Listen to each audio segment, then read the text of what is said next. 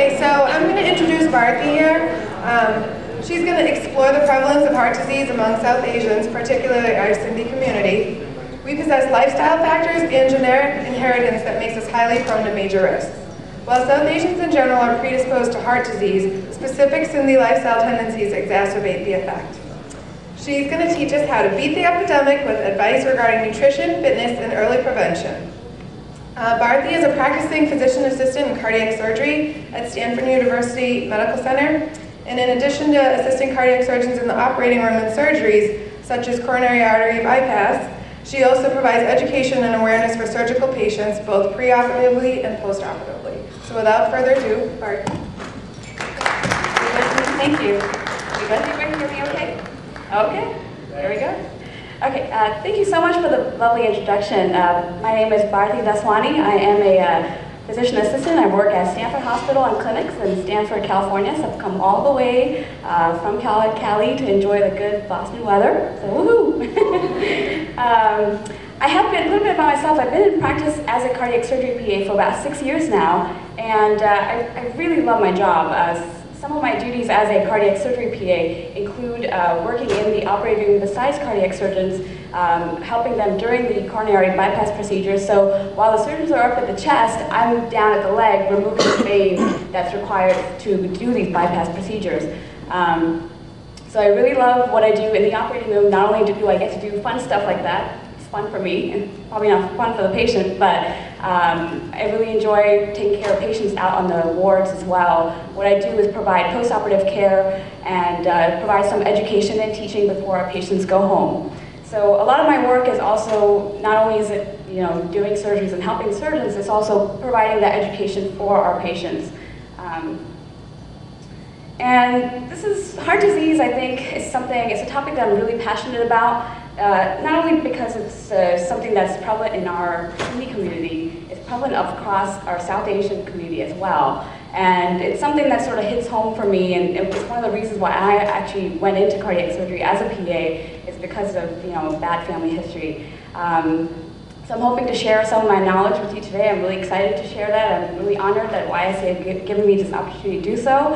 And I hope that if anything, if you guys learn some early prevention strategies, I think it begins in our age, in our 20s and 30s. So if we can start utilizing some good tips now on, we can be assured that we can lead long, healthy lives and heart-healthy lives. So our agenda for today actually is going to be talking a little bit about the problem, the statistics and prevalence of heart disease in our community, and talking about some risk factors, what are changeable risk factors and what are not. And then we'll talk about ways to solve the problem through diet and fitness modification, and then we'll sum it up with some early prevention strategies. I also do promise to have 3 quizzes at the end, and they come with some rewards. You get a $5 gift card to Starbucks, so you get some incentive to answering questions, so pay attention, okay? All right. So when I talk about statistics and prevalence, go ahead, next slide. So when I was gathering my talk together, I actually went through and all my research that I got about heart disease in our community is through this book written by Dr. Enas. It's called How to Beat the Heart Disease Epidemic Among South Asians.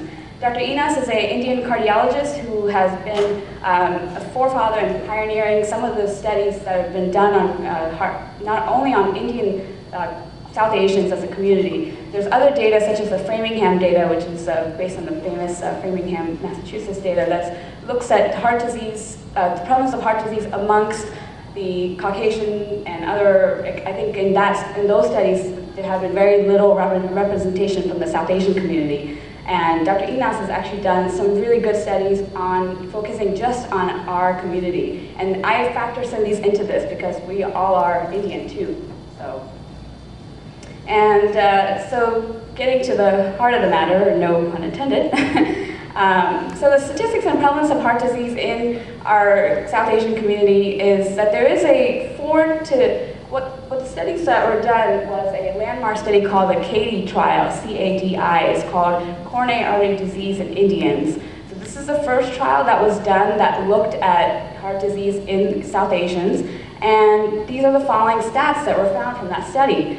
So in general, there was a 2 to 4 times higher rate of heart disease that's found in our population when you compare us to everybody else across the board. And why that's so? Because there's been found to be increased number of patients that have abdominal obesity, so that's increased weight around the midline, so-called the apple shape. You guys may have heard about that. There's also high levels of insulin resistance. What that means is that your insulin basically is pumping out more and more. Your body's unable to utilize insulin ineffectively, so as a result, the pancreas keeps putting out more and more insulin, and there's high levels of insulin and glucose circulating in the bloodstream. And one of the insulin's jobs is to actually transport the glucose back into the cells where it belongs.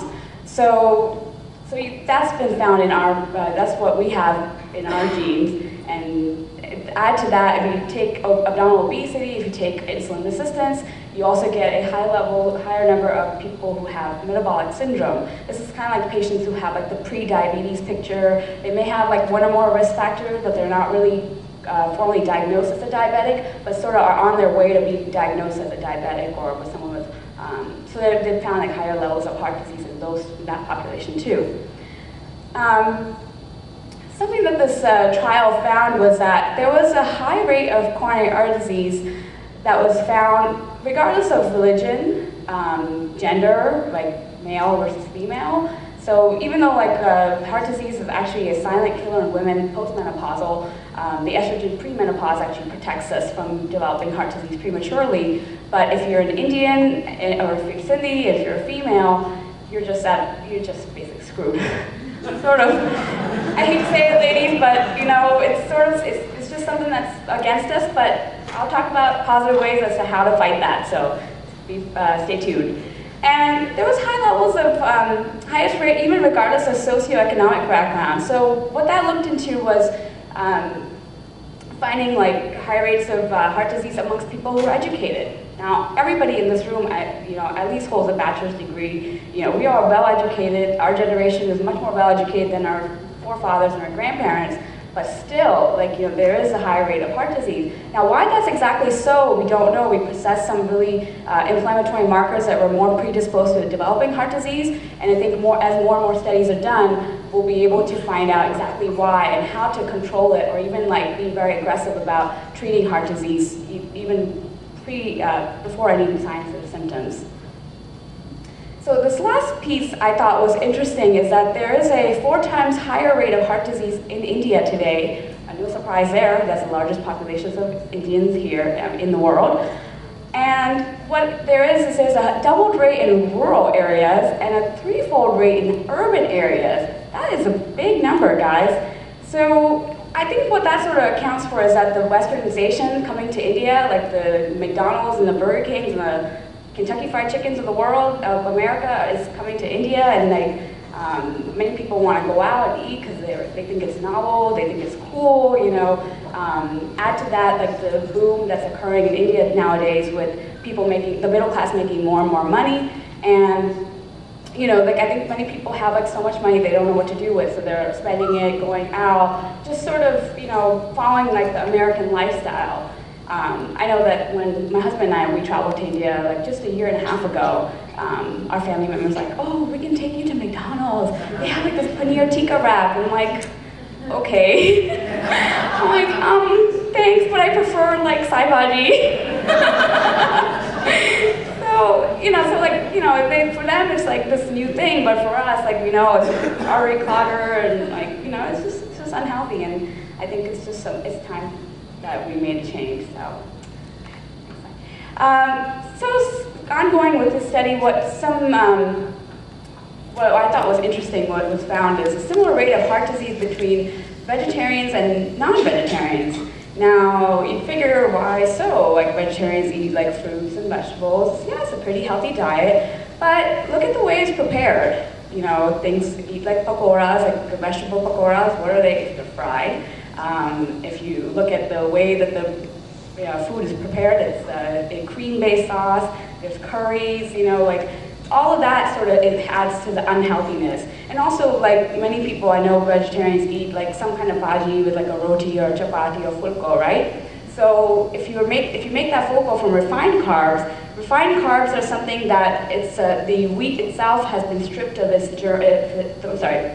the wheat germs has been stripped of its nutrients. As a process, it's been bleached, so basically it's been stripped of anything that's nutritious for you, and that's why it's bleached, because it's bleached white. And if you make it with white flour, then you're basically eating like there's no source of calories or no source of nutrients, essentially, it's empty calories. So that's why there was a similar rate between vegetarians and non-vegetarian. Obviously with the non-vegetarians, there's higher rates of like, meat intake and eggs and dairy. So those are high sources of high cholesterol. So this point over here, this bullet here, I thought was really important, and this is something I want to spend some time on, is that when in our community, when heart disease appears, it often appears early, meaning less than 45 years of age. So either occurs without symptoms, like in women, it's silent killer, or if it occurs just with someone with basically with no traditional one or two risk factors, but not really a lot of risk factors to account for it. And a good example that fits into this early, hard, and unexpected rule is actually my own mother. When my mom, when I was in PA school, learning to become a PA, I had just started school, and I was in the clinical part of my training, and I got with the surgeons, and they said we have to do this on your mom. She was at the time when she was diagnosed with this, she was 45. So this young, less than 45, is real. I can attest for that. And I'm sure if I ask you all, I'm sure you probably would know somebody that falls into that age range.